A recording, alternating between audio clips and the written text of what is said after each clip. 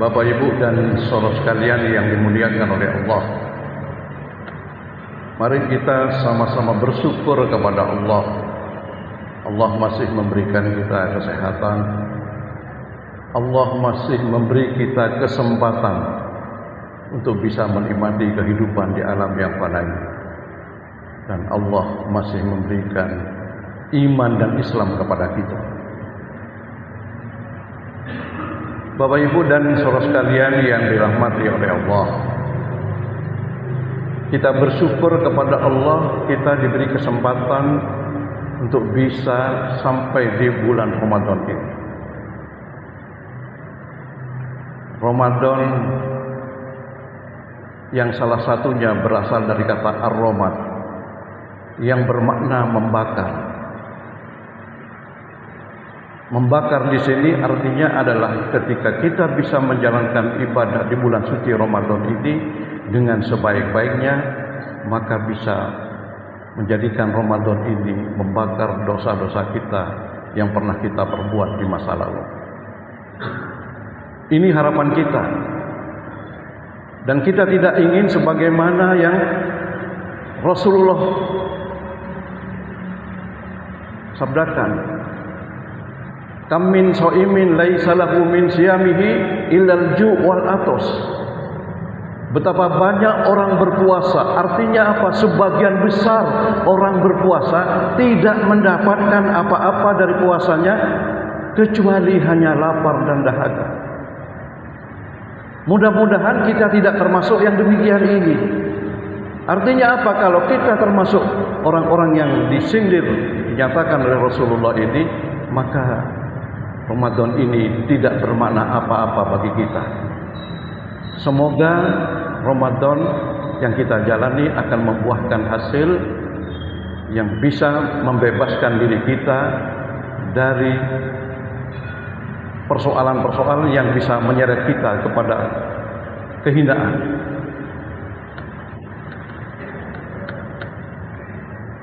Ma'asyiral muslimin jamaah salat subuh yang dimuliakan oleh Allah.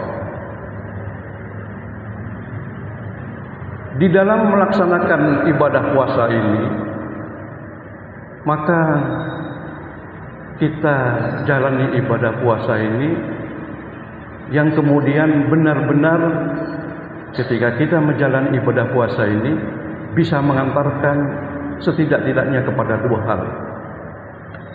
Yang pertama adalah kejujuran. Karena tidak ada ibadah yang orang lain tidak tahu. Semua orang lain tahu ketika misalnya kita melaksanakan sholat, orang lain melihat.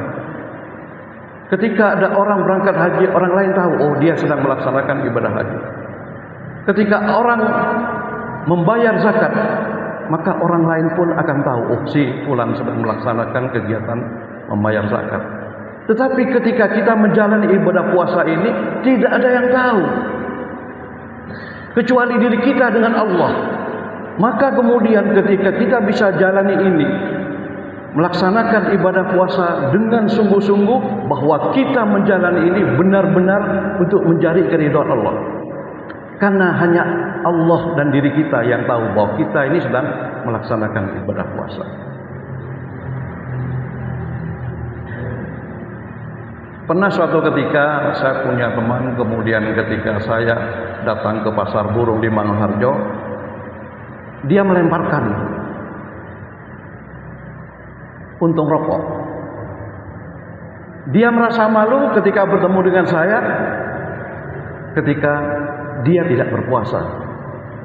Maka ini sesungguhnya tidak ada artinya. Buat apa kita malu kepada orang lain? Padahal yang paling penting sesungguhnya kita harus malu kepada Allah kalau kita tidak bisa menjalankan syariat dengan benar. Karena inilah hakikat dari puasa. Salah satu di antaranya adalah mendidik kita supaya kita menjadi orang-orang yang jujur.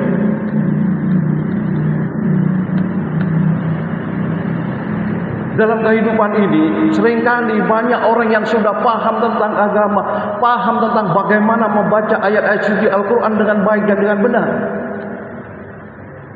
Tetapi dalam perilakunya seringkali dia tidak berbuat jujur. Sebagaimana kita pernah tahu, ada salah satu menteri agama yang ahli Al-Quran, ahli baca Al-Quran, hafid, hafal 30 juz. Kemudian di salah satu ormas yang dia diriki, dia ikut bersama di dalamnya itu, dia menjadi orang nomor 2 ahli hukum di organisasi tersebut.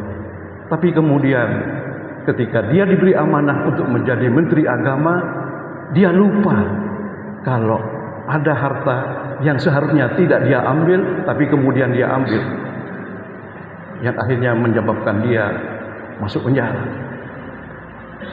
Tanggal 19 Februari yang lalu, ada salah satu pengasuh pondok pesantren di Lombok Timur, Kabupaten Lombok Timur, Provinsi Sumbawa Barat.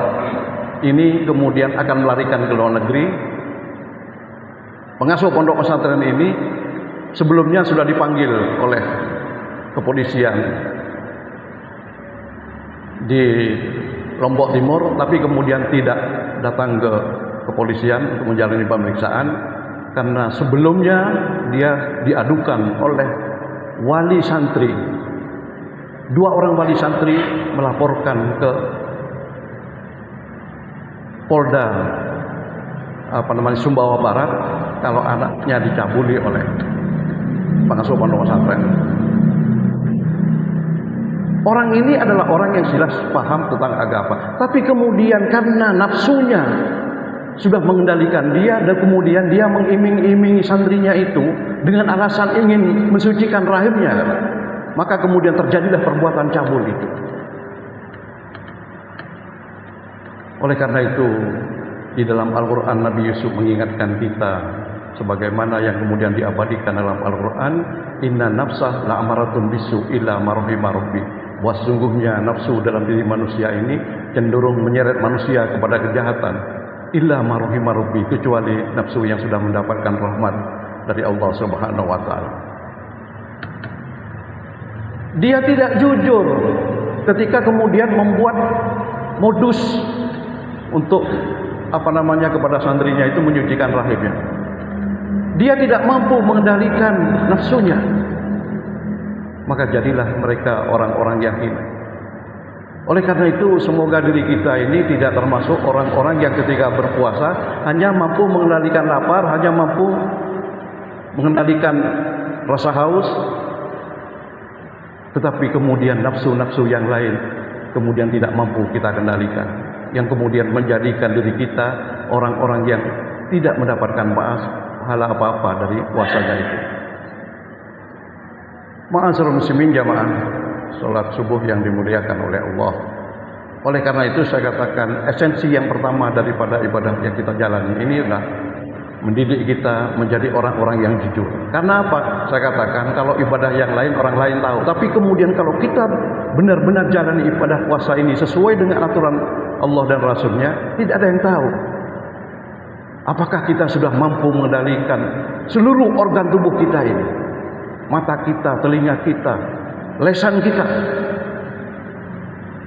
Karena Rasulullah sering mengingatkan bahwa selamatnya manusia itu salah satu di antaranya adalah kemampuan untuk mengendalikan lesan kita. Ma'asyiral muslimin jamaah salat subuh yang dimuliakan oleh Allah. Jadi kalau kita sudah bisa berbuat jujur, maka Rasul mengatakan kejujuran akan mengantarkan kebaikan, kebaikan akan mengantarkan kita kepada surga. Maka kejujuran ini adalah nilai yang sangat tinggi di hadapan Allah Subhanahu wa taala. Dan insya Allah kalau kita bisa berbuat jujur, insya Allah kita akan menjadi orang yang selamat di dunia dan akhirat. Sebagaimana saya katakan, pengetahuan kita tidak ada artinya apa-apa kalau kita tidak mampu melaksanakan sebagaimana ketentuan Allah dan Rasulnya. Miris kita kadang-kadang melihat orang yang sudah benar-benar paham tentang agama, tapi kemudian melakukan perbuatan yang tidak jujur. Pernah salah satu di antara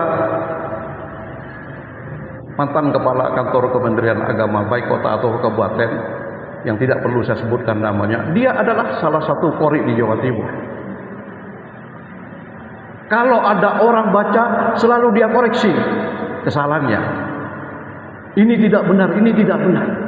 Karena memang dia seorang hakim ketika ada MTQ, khususnya di tingkat Jawa Timur.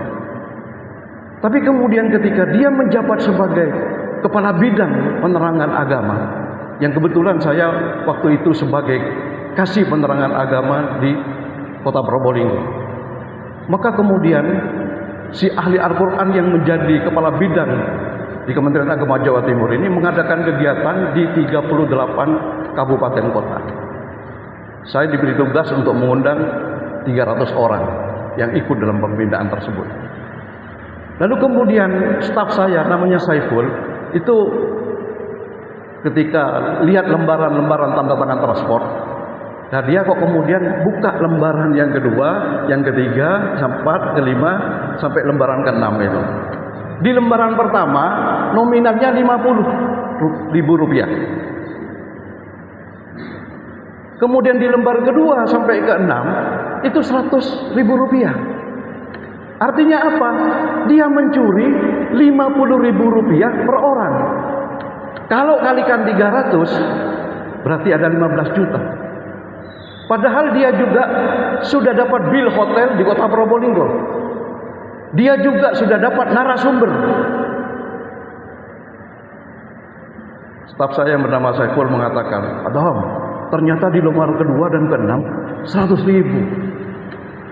Nah kemudian teman saya itu mengatakan begini, ini kalau kita hitung Pak Dawam, se-Jawa Timur, setiap kota dia dapat minimal dari uang transport yang dia curi 15 juta.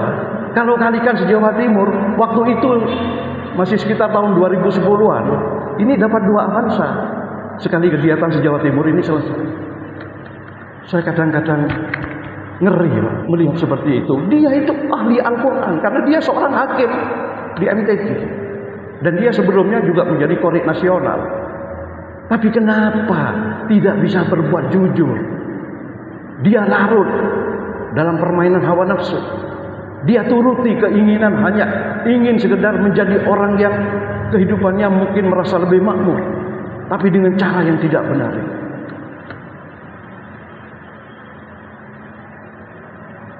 Ma'asyiral muslimin jamaah salat Jumat yang dimuliakan oleh Allah. Oleh karena itu, kalau kita kemudian masih berbuat itu, selama kita berpuasa belum bisa menjadikan diri kita menjadi orang-orang yang jujur, belum bisa puasa itu mendidik kita menjadi orang-orang yang mampu mengendalikan hawa nafsu. Hawa nafsu adalah fitrah manusia, memang tidak bisa dimatikan, tetapi hawa nafsu ini kita kendalikan. Jangan kemudian kita artikan nafsu itu hanya sesuatu yang negatif saja, tetapi nafsu itu juga ada yang mendorong kepada positif. Karena nafsu itu sebenarnya hakikatnya adalah seperti mesin motor dalam sepeda motor. Sepeda motor bisa bergerak karena ada mesin itu. Itulah hawa nafsu. Maka kemudian kemana hawa nafsu ini mengarah? Kalau untuk kebaikan harus kita dorong. Semangat belajar, semangat untuk mencari ilmu. Itu juga bagian daripada nafsu. Dan biasanya nafsu akan menyeret kita untuk menjadi kita malas, untuk menjadi kita ini tidak rajin. Tapi kita dorong nafsu itu kalau memang mengarah kepada kebaikan. Tapi kalau kemudian mengarah kepada kejelekan, kita kendalikan nafsu itu.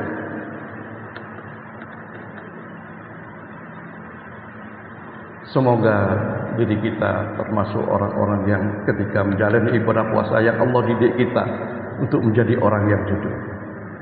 Allah didik kita menjadi orang yang mampu mengendalikan hawa nafsu. Mudah-mudahan dengan demikian kita tidak termasuk orang yang disinggung oleh Rasulullah, kam min shaimin laisa lahu min siyamihi illal ju' wal atas. Betapa banyak orang yang berpuasa tidak mendapatkan apa-apa, tidak mendapatkan pahala, tidak mendapatkan manfaat daripada ibadah puasa itu sendiri, karena kita tidak mampu berbuat jujur dan kita tidak mampu mengendalikan hawa nafsu. Ma'asyiral muslimin jamaah salat subuh yang dimuliakan oleh Allah. Semoga ibadah yang kita jalani kita bisa memperoleh manfaat. mendidik kita menjadi orang yang jujur, mendidik kita menjadi orang-orang yang mampu mengendalikan hawa nafsu. Dan kemudian yang ketiga, ketika kita jalani ibadah puasa ini, kita rasakan lapar, kita rasakan dahaga, maka kemudian menjadikan diri kita orang yang bisa merasakan bagaimana ketika orang yang lapar, kemudian bagaimana orang yang dahaga, yang kemudian ini yang diharapkan oleh Allah memunculkan solidaritas sosial. Solidaritas sosial, peduli kepada sesama. Dan ini termasuk esensi di dalam ajaran agama kita.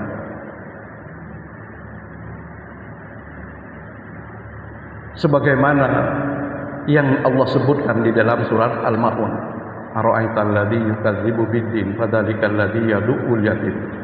Di situ Allah menyindir orang-orang yang kaya yang kemudian dididik ketika berpuasa untuk bagaimana merasakan penderitaan orang miskin, maka kemudian di situ diharapkan muncul solidaritas sosial, peduli kepada anak-anak yatim, peduli kepada kaum fakir miskin. Kalau orang-orang yang kaya, maka kemudian dia tidak punya rasa kepedulian kepada sesamanya, khususnya kepada anak yatim dan fakir miskin, maka sesungguhnya kekayaan itu justru akan menjerumuskan dia ke dalam neraka. Allah Subhanahu wa taala mengingatkan kita sebagaimana firman-Nya yang tertuang dalam surat At-Taubah ayat 35. Allah berfirman, "Yauma yuhma fi nari 'alaiha fatuqwa biha jibahuhum wa junubuhum wa duhuruhum. Hadza ma kanastum li anfusikum fadhuqu ma kuntum taknizun." Pada saat di yaumil kiamah, katanya Allah, aku panaskan emas dan perak. Emas dan perak ini adalah simbol kekayaan di zaman dahulu. Bisa jadi di zaman sekarang orang tidak punya emas, tidak punya perak, tetapi kekayaan berupa saham, hipotek, belening dan lain sebagainya. Ketika dia punya kekayaan itu tidak dipergunakan untuk menolong sesamanya, maka kemudian di saat yaumil kiamah Allah jadikan kekayaan itu menjadi sebuah setrika yang kemudian dikatakan oleh Allah akan digunakan untuk menyetrika dahi mereka, lambung mereka dan punggung mereka. Lalu kemudian Allah mengatakan, ini harta benda kamu yang dahulu kamu nikmati hanya untuk dirimu sendiri, tidak berbagi kepada sesama. Maka ibadah yang mereka jalani, apakah itu haji, ketika tidak ada rasa pedulian kepada sesama, Allah nyatakan akan disetrika mereka itu di neraka jahanam. Oleh karena itu ada sebuah pembicaraan antara ahli surga dan ahli neraka. Di dalam surat Al-Muddatsir di ayat 40-an itu ditanya oleh ahli surga, kenapa kamu masuk neraka? Masalakakum fi saqar. Yang pertama dia menjawab, qalu lam nakum minal musallin. Kemudian yang kedua, walam nakun nut'imul miskin. Yang pertama, karena kami dulu tidak termasuk orang-orang yang melaksanakan sholat. Tapi golongan kedua ini mengatakan, kami dulu ya sudah melaksanakan semua amalan-amalan yang lain, tapi kami tidak memberi makan kaum fakir miskin. Tidak ada kepedulian kepada sesama. Maka harta kekayaannya sebagaimana kisahnya Qarun ditenggelamkan di dalam bumi bersama rumah dan harta segalanya itu karena dia termasuk orang-orang yang tidak mau berbagi dalam kehidupan ini. Ma'asyiral muslimin jamaah salat Jumat yang dimuliakan oleh Allah. Semoga diri kita tidak termasuk orang-orang yang berpuasa tapi tidak memperoleh apa-apa dalam puasanya. Imam Al-Ghazali ketika membagi orang yang berpuasa itu ada puasa awam, puasa khusus yang daripada yang khusus.